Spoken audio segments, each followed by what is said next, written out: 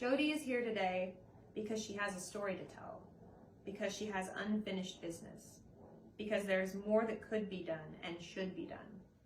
She wants this 30-year-old cold case to gain traction and hopefully get some kind of justice for the murdered woman of this story and her family. In 1968, when Jodie was 4 years old, she witnessed her father and another man rape and murder a woman in a motel room and discard her body like trash. Over the years, Jodie has pieced together the memories and facts of this story to bring forth justice and healing. Today, part 1, we're going to explore the day of the murder, the timeline, the details, and the facts of the case. Let's set the scene, Jodie. Tell us a bit about your life leading up to the day of the murder. I had a brother and 2 sisters. My dad was 29 years old, and I think that made my mom 27. We lived in a dinky little house together. My dad didn't work a lot in those days, and my mom worked full time, which gave him kind of free reign of the house. His best friend, Craig, who his surname is really Donald, I learned later, but we called him Craig. He was around always in those times, and Dad would drink from the time he got out of bed until his legs betrayed him in the evening and went down. There was a lot of abuse in our house. He was very physically violent with my mother, and he was sexually abusive with all of us kids. It was kind of like a child gangbang scene with him and Craig, and that was our days. What was the town like? What was the town was tiny. The population at that time, I think the entirety of Clark County was about 37,000 people. Today it's 800,000, so it was a very different place. It was a sleepy little town, quite honestly. Yeah, wow. So you went over a little bit about some family background, a history of violence. You have memories of your father partying, drinking a lot. So his character it made sense for what happened on the day of the murder. Right, he'd stay out a lot. I can remember nights where he and Craig would be gone, and he'd crawl through the window in the middle of the night because for some reason he wouldn't have a key. Like, it was just always chaos in the house. And I remember Mom screaming and Dad coming through the window and getting something in the middle of the night and leaving. Like, he was just a creature of weirdness. Like, there was nothing ever the same in our house. Every time they fought constantly all the time, and so it was just chaos all the time. So Dad was coming and going all the time. Mom went to work regularly, but it wasn't uncommon for him to be out all night, or So speaking of fights, what was your very first memory of this day? So my first memory is when I'm in the car, a blue car that has black seats and there's 4 doors. Later I write to my uncle and I learned that my parents had gotten in a fight that day, and so my dad in the morning had come home and gotten in a fight and took me with him. My mom probably made him, I don't really know. The first memory I have is being in the car and we're driving down the highway. And it was not uncommon that your dad would sometimes take you or have you... Honestly, we didn't go with my dad very much. It So was out of the ordinary. ordinary. Yeah, I didn't drive around with Dad. Dad did his own thing, unless he was, fucking around with us at home. We didn't go with him. I remember the only other time I remember being alone with him is when I got a rock in the head, and he took me to the hospital, and we were alone then. But most of the time, you didn't go with Dad anywhere. You just stayed at home and waited for him. Okay. So you're in a car. Is it your car? Do you... Well, I learned later, I don't know whose car these are at first, but obviously, and we'll talk about that more tomorrow, but the car that we're in is a big blue, I learned later it's an Oldsmobile. All I remember is that it was blue with black interior. It was a big car, so I remember looking over at Dad in the day. It was really sunny out, and he was smoking a cigarette, but he was preoccupied, and I always watched my dad a lot because he was a scary man, and I just remember... kind of being nervous driving down the road what was going on, because you could tell he was agitated, and that was never a good thing. Okay. So you're traveling in the car together. You are headed where? Well, I didn't know, but just a little bit down the road. I-5 is right here, but we lived in the Heights, and so we turned very quickly. We were only a car a few minutes. Like, by the time I even figure out, look, like even think. I barely think about anything, and we're turning into this Riverside Inn motel. Okay, were you familiar with the hotel? No, I'd never been there before. Okay. So you arrive at the hotel, you park. Can you give us a layout of the scene, the parking lot, the front desk, if you can see? Yeah, so actually we came in and there's a building here, and then there's like this breezeway area where the office was, and then there was a building here. They kind of sat like this, and the car parked like this, and there was a white plastic chair right here, and Dad put me in the chair and then went into the office area. Okay, could you see into the office area? Were you No, because looking if out your over dad, the parking lot? yeah, no, I just remember Dad put me in the chair, and across the street was a railroad track, and I kind of got lost in thinking. I remember thinking it'd be cool if a train went by, and so I was kind of thinking about that. Okay. So I didn't really. I mean, I looked at Dad, but you wouldn't get out of the chair and follow him if he told you to stay there. Right. So you stood. Right. So I never went in the office. Okay. I just knew it was an office. It was pretty clear it was an office. Okay. So what's the next thing you remember? This blonde lady comes out and talks to me, and it seems like she comes up from this side, and she's just asking me kind of if I'm Stan's kid or whatever, and we don't talk for very long at all, and then Dad comes up from the office, and he's angry at both of us, and he takes me kind of by the hand, and I remember just kind of tiptoeing quickly because, I couldn't really touch the ground very much, and he walked me down the sidewalk there in front of the motel and opened a door, and he swatted my butt and just put me in the door and shut the door and left. Okay, so you were left alone in this room now. In the hotel room. Right. Had it been occupied? What did you notice once you were inside? So once I went in there, the room was pretty dark. I remember being really sunny outside, but the room was really dark, so I was just really scared.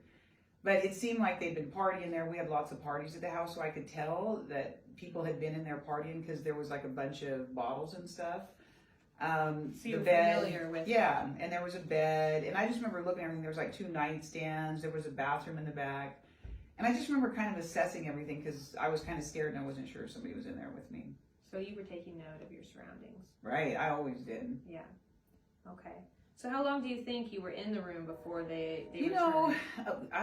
I bet it felt like to me an hour and a half, but I don't know, because you're a kid. Right. So I can't really know, but I do know that I was in there long enough to move away from the bed, because I remember the feeling of the bedspread, that scratchy, weird feeling. And I just remember at some point thinking the safest place would be for me to go up against the wall. And so I remember going up against the wall and just waiting for somebody to come back. So you were still sort of positioned with my back up against the wall. I remember thinking, just if I could get my back as tight against the wall as I could, it was the safest place for me. Which means that you probably could see the entirety of the room. Right. Like the door was right here, and like I sat like right kind of against the wall right there. Okay. Because when they come in, right, I'm pegged up against the door. I just remember that feeling of having that wall behind my back. Yeah. Yeah. So you scooted up against the wall, and a short time later, who comes into the room?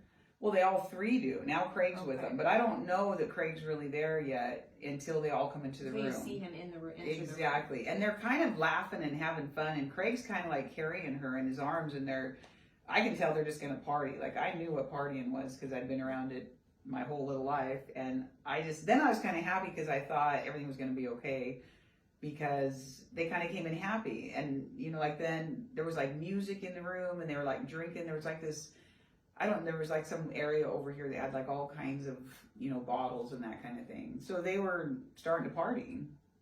Right. And you mentioned earlier that you were familiar with Craig. He was always around. Right. So yeah, it was just Dad's friend. He was always with us. But to be clear, this is the first time you were introduced to this blonde woman. Yes, I'd never met her before. Okay. I never knew my dad to be with another woman. Okay. Except my mom. Okay. So do you remember any feelings at this point? You said you were feeling a little bit relieved that they were back and laughing and right, that we were just going to party, because I can remember, there were times lots in the house where you just stay down the hall and watch the adults party. Right. So I was just going to stay pegged up against the wall and watch. Okay, you know what to do. Right, just be quiet. Right. So what happens next? What's your next memory? this lady comes over and sits down next to me, and she puts her feet back like this, and she was a little lady, and she had a skirt on, because I just remember her feet being over here, and she had her purse, and she sat down and put it on the ground, and she was really kind, and we just looked through her purse, and I don't remember anything that was in the purse, but I remember her purse, and I remember her opening it, and it was just sweet. I don't remember what she said to me. I just remember that I got to play in her purse, and then she got up and went back and partied, but left her purse with me. Okay. So this could have gone on for a few hours, a few minutes. You probably don't have. Yeah, I don't really remember. I don't remember until my dad's mad about something. And okay, so the air in the room changes. Yes, definitely. Dad's just kind of raging, and I honestly don't remember a ton other than him. Then all of a sudden he just starts attacking this lady, kind of. Okay, and what's her reaction? Well, what's weird is I don't really remember anything except that he takes his hand and he shoves her down on the bed and he holds her tight, and she's starting to scream now, and he's just got her pegged to the bed with his right hand, and with his left hand he pushes her skirt up and is getting her ready, to rape her. And I'd been raped by them, so I knew. I knew what was going on, right? I knew she was going to be raped, and that's the next thing I remember. Okay. And you were probably scared by this point. Well, I was terrified, because then anytime Dad got angry, somebody was getting hurt. Right. You know what I mean? And she was getting hurt, because I knew that kind of hurt. So I knew she was getting hurt. Okay. So sure, I was scared then, because it changed. Right. And you mentioned that she was screaming. She was. And what do you remember thinking about that? Not at that time, not much. I just watched in silence. You were just probably immobilized with fear. Right. Okay. So after he rapes her, what happens next? And I don't have a full roll of.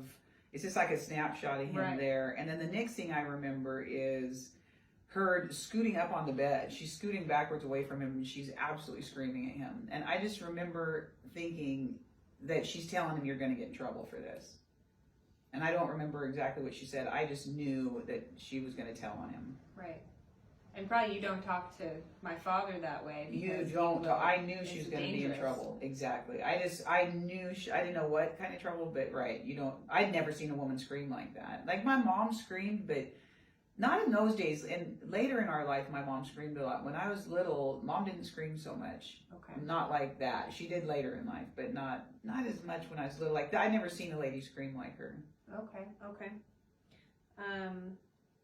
What is your next memory, your next snapshot of that?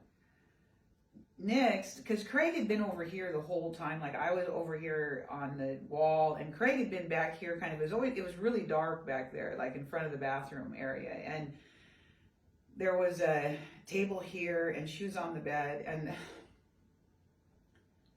then the next thing, I just remember the next thing is he's behind her, and he's holding her arms here and here, and he's just holding her back, and she's facing my father. So Craig is, and she's still screaming, right? But he's just holding her back, and Craig was 6'5", so he's a huge dude. And so I just remember in that room, that was a kind of an awful sight, because he was just so huge and she was little, and holding her back like that. Then Dad just stepped up, and my father always wore a hunting knife in those days. I later learned he knifed people in parking lots and whatever. He was a hillbilly. He was from Tennessee. And he just slit her throat with that knife. And I didn't see a lot of blood. Her head actually went forward, and they just laid her down immediately. I remember, the next thing I remember is her feet coming out from the bed, and she didn't have any shoes or socks or anything on, and her feet, I just remember staring at her feet until, the next thing I remember, I just remember staring at her feet, because from where I was, that's the only thing you could see extending from the bed. I didn't see her anymore. Okay. And so Craig had her under the arms and your father had grabbed her feet and they both placed her. Right. Exactly. Dad Next to the just, bed. exactly. Okay. Yeah. And she probably didn't weigh that much. I mean, it was easy for him, I'm sure. Right. But I do remember her feet extending from the bed. Because they were bare feet, and that stayed with me for most of my life. Bare feet bothered the shit out of me my whole life. Right. But anyway, that's another thing. Okay. So what happens next? So the order of things now, I can't exactly be certain of, because memories come back. They don't play like a movie. Like, you just don't go back like a movie. Like, it's taken me my whole life to get there. So I can't be certain what happens next, but they're in the bathroom. I know they're in the bathroom, but I don't remember them carrying her there or anything like that. And then at some point in that room, my father comes to me and puts the knife in my right hand. And I remember it because it's super heavy. And then dang it.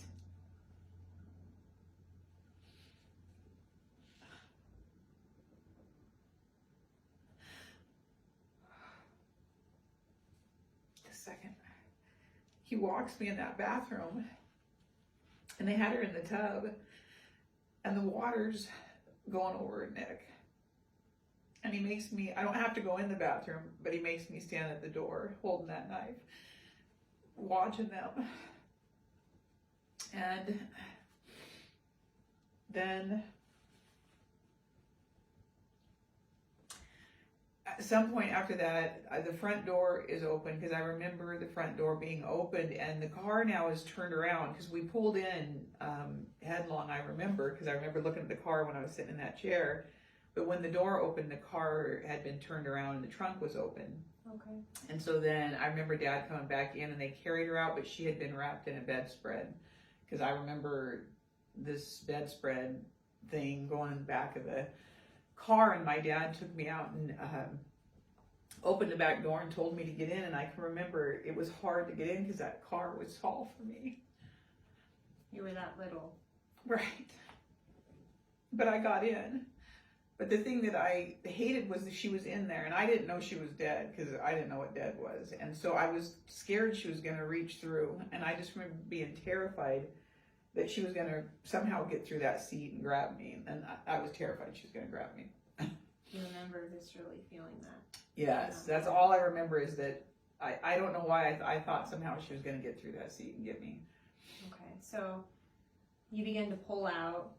Who's driving? Well, so Dad's driving, and Craig looks over at him. In fact, when I went and talked to Craig, I told him I remembered. He looked at Dad, and he just grabbed his face like that and said, "Stan, why did you do that?" And he was crying. Craig was crying? Craig was crying. Okay. And my dad didn't say anything. But I do remember Craig saying, "Stan, why did you do that?" So you've pulled back onto The highway. 14. The highway's right in front of us, right? The highway's right there. And what was the highway like? Was it heavily populated? Was there a lot of traffic, or was it pretty? No, I don't. Empty. I remember the whole time I was sitting in that chair, no car went by. You didn't see any cars? No, I remember. Yeah, there was no cars, no trains. Was I this really wanted a new that train. development, or was this a really old road? Well, I learned later that road actually had only been there since '68, so it was a very relatively new highway. Okay. But I didn't know that then, of course. Right. But I learned that later, and we'll talk about that tomorrow. Okay. So. Yeah, so it was not a well-traveled road, and it didn't take you very many places, just up the gorge. But you were familiar traveling on it. Well, sure, because the next exit, I think it was the next exit back in those days, but I just remember seeing Lisa Road, because that road was the road that would take us home, and that was like only a mile from there. Okay. And my grandma lived there too. Later I learned my grandma actually worked at that hotel we went to, but we'll talk about that tomorrow too. But so when I remember sitting in the back of the car, when I saw Lisa Road and we passed Lisa Road, I knew we weren't going home. Okay. And I remember just kind of having a sinking feeling that we weren't going home. Okay. Did you have an idea of where you were headed, or do you not remember? Okay. No, I really didn't. So what's the next thing you do remember? The next thing I remember is being up at our property. My parents had 40 acres that we didn't live on yet. They bought that property in '67, and they were building a house on it. And I did know our property because I knew we were sitting in front of the house. The house Well, the house later sat behind that. We were up, there's a field right beneath where the house was, and we were sitting up on the edge of where the field started. And the next thing I remember is Dad and Craig walking beside the car this way with that package. And by package, you mean That wooden wrap? bedspread. Yeah, I remember seeing the bedspread go by, and I knew she was in there. Did you know she was in there? I knew she was in there. Okay. Right. And so you see them walk alongside the car, and then they went down the hill, but I didn't get up and out of the seat or anything. I just only saw him here, and I remember thinking I was glad I got to stay in the car, but that's all I remember of that. So they disappear out of sight? Right. Or, and I don't stand up or anything. I just stand and Okay. I just stay sitting down. Okay. So what happens next in your memory? The next thing I remember is then being at my grandma's house back in town now, which is about, I guess it's 15 miles back to town. And we were at grandma's house, and she lived in a small house, but there was a spigot and the hose came straight out. And there was a mailbox right here, and Dad had the car here, and the trunk was open, and I just stood there and watched him. He was blowing the back of the car out. Okay. And so we were cleaning the car out. Okay, you were just remained in the back seat. No, I was standing outside with him. Oh, you were watching him. Yeah, I was standing right next to him while we were blowing this out. Okay. Do you remember seeing blood or? You know, I don't really remember. I remember the water flowing out of the trunk though, and I remember it falling down into the gravel because there was a lot of water. Yeah, but I don't really remember if there was blood. And back then, was the trunk covered in carpet like they are today, or was it more raw metal? Do you not remember? It was probably metal. Yeah, because Okay. I kind of did. I mean, it seems like it was just metal in there. Right. Okay, so you're at your grandmother's car, and to be clear, you're cleaning the car, which is her car, at her property. Yes, exactly. I learned later that that was Grandma's car, but I didn't know that then, of course. Okay. Maybe I did. I don't know. When the memory came back, I didn't remember that was her car. Is Craig with you at this point? No. Okay. It's just me and Dad. Okay. Is he back at the property, or? I assume. Okay. Yeah, but I you don't don't have know. any I have no idea. memory of that. Okay. So what happens then? Well, so I have this memory of me and Dad being back at our little house on Delaware Lane, and he's got this white package, which I actually know is the knife. And he goes in the very first bedroom, and there's this this hidden space that he moves, like a tile over or something, and puts this knife up there. And later I told my mom that, and she said, "I can't believe you know about that. Your dad hid everything up there, like records." He was a weirdo, but anything that was important to him, he put up there. And I remember him putting the knife up there. It was probably an area, like a crawl space area. Right. It was just like yes, exactly. Because it was closet. it was in the first bedroom, closet. Okay. Right. Okay. So you have that memory, and then what is the next flash that you remember? Then I don't actually remember anything else until it's late at night, and so the sun's gone down at this it's point. dark. It's so dark that I'm sitting in this. Now I'm in a gold car with black seats, and it's a 2-door. And the guys are working out in front of me because the headlights are on, and now we're in the bottom of the field though. We're not up above like we were when they first came But there. you're aware of the fact that you're on the back of the Yes, property. right. Yeah, I knew we were down the bottom of the field. Okay. Yeah, because we went up there as a family, because that was our property and we were building a house. And so I knew we were down because there was this really cool tree actually right by where they were working. Me and my brother used to climb that tree, and there was this limb, and we were so little that we'd sit up there for hours kind of on that limb. So you were pretty familiar with very familiar because the car was actually parked right at that tree, and they were working ahead, which is where Dad made that dump site. And what do you mean by working? How did you understand it at that age? Well, they had What were they shovels doing? or something. Like they had tools. Okay. I remember them having You tools. could see them Yeah, they were just in working. view of the headlights. Right. Doing whatever. Exactly. That you remained in the car. Yep. Okay. And I remember standing up in the back seat on this side watching them. Okay. Okay. And so what happens in your memory? Then the next thing I remember is being woke up. So obviously I had gone to sleep because I was frightened because when they were coming at me, I couldn't see if it was Dad or Craig, and I can remember saying, "Are you Dad or are you Craig?" And it was Dad coming in, and he was dangling a necklace in my face. Coming into the back seat? Coming into the back seat. Okay. Yeah. My dad's a diabetic, and he would go in reactions often, and so I was used to him being in a reaction. He was acting like that, like goofy or drunk or something, like both. He was really being weird. He was dangling this thing in my face, and then if I was sitting here in the seats here, he put his head here and on his stomach, and then his feet went up like to the window here, and he put his hand, you know, underneath me right here, which frightened me a little bit because I wasn't sure if he was going to touch me, but he didn't. He just kind of passed out and went to sleep. And then Craig's driving now, and the next thing I remember is looking at Craig, because Craig was a big man, and I could remember seeing the lights kind of in front of him, and I was just super happy that we were going home. Like I couldn't see his silhouette. Yeah, I could see his silhouette, right? Like I couldn't see above him because I was little, so I couldn't like see the road or anything. I just knew that we were going home finally. And the clues of the scene would have led you to believe that this was kind of the end of the day. Your dad's passed out. Right. We must be headed back home finally. Right. We had to be going Yeah. home. Yeah. Okay. I mean, it was late by now. And do you remember arriving home? I do, actually. I remember that whole ride. I didn't go home because my legs hurt so bad by the time we got home that they didn't work, and they were like all prickly, and they just hurt super bad. Because and, they'd probably fallen asleep from right, your dad's probably, right. weight. Yes, and so when I remember though, we came in when we were pulling in, Mom was in the door, and the door was open, and she was waiting for us. Okay. Do you remember feeling any way, or do you remember reaction from your mother?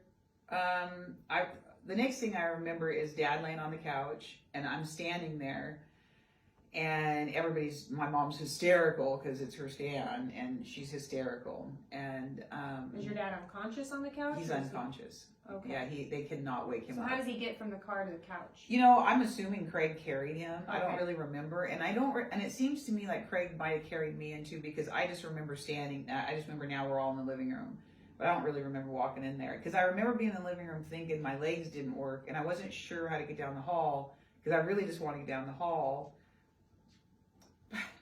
And what was down the hall? My room, but I really wanted my mom to look at me. I remember that greatly, and she never did. And asked, "Where have you been? Are you okay?" No, and so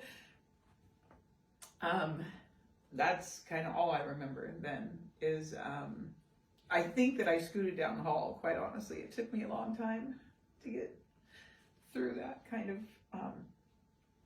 I don't really exactly remember, but I remember thinking that my legs, I couldn't get down there, and I just wanted to get away from everybody. Right. But you don't have any memory of getting back to your bedroom? Or I really don't. I remember being in my room, though. Okay. I do remember being in my room because I'm terrified, and I remember pegging myself up against the wall. And the house is really quiet because then Dad has to go to the hospital where he is admitted for 7 days because he damn near killed himself through all that day, being a diabetic. And then I just remember my mom coming in sometime much later, and she's angry with me.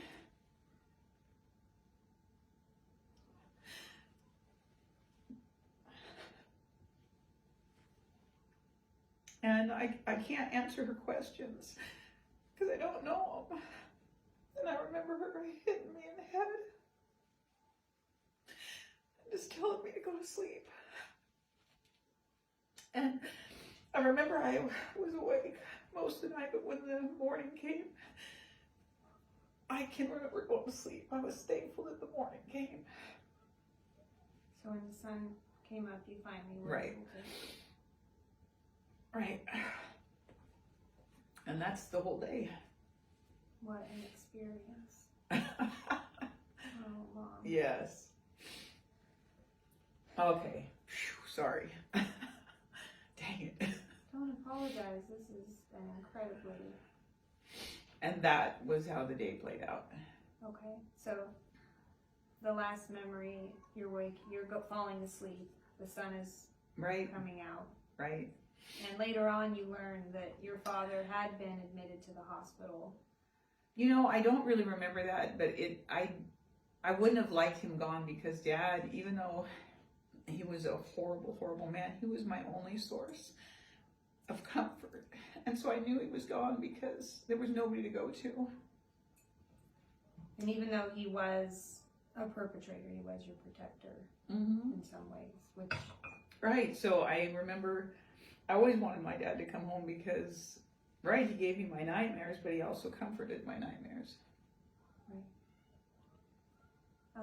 You mentioned that the events of that day led to him becoming unconscious. And Right. ultimately leading to what is referred to as a diabetic coma. Right. Can you tell us a little bit about what causes those?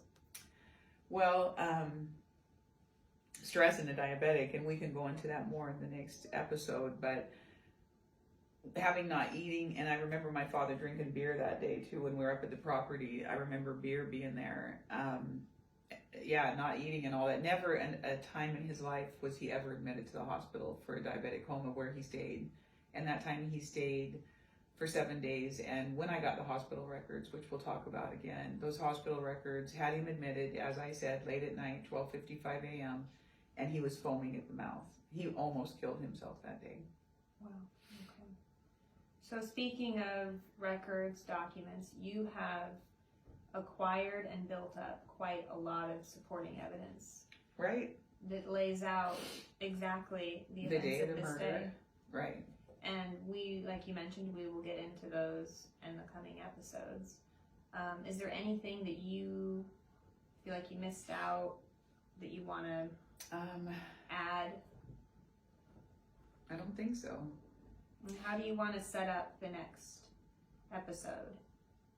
I need help, and what I am trying to do through this is there are trained people who understand these kinds of rooms. I've been in therapy obviously for 25 years of my life or better, and so what I hope to do in the next episode is anybody viewing this, anybody watching that can put some of these things together. I'll give all the facts that I have. It took me some time. When I went to my family, my mom said if I got the hospital records, I'd have the day of the murder, and I did get those hospital records, and that's a story in and of itself. And with those, that gave me the date of the murder, and I entered that. But it took me some time, a couple of years then, to find the missing person because I was looking in the wrong place. And so in our next episode, I'd like to go over all of those facts and have anybody who's listening and can offer some supporting help. And then I'll go into the other victim the other guy who was in the room with us, Craig. He's still alive, and I went and talked to him, and I have a recording because my husband and I went up there and we recorded him, and I want to play some of that as well, where he tells me to let it go, and I don't want to let it go, so that's why I'm here. I need help. Okay. And any links, Jodie's blog, various ways to reach out and contact her, we'll list in the bio below, so that can be accessed there. Is there anything else you? No, that's enough for today. I'm done. Okay, thank you so much. I'm taxed. Sharing your story. Yep. Being so brave. Yes, thank you for listening. Thank you.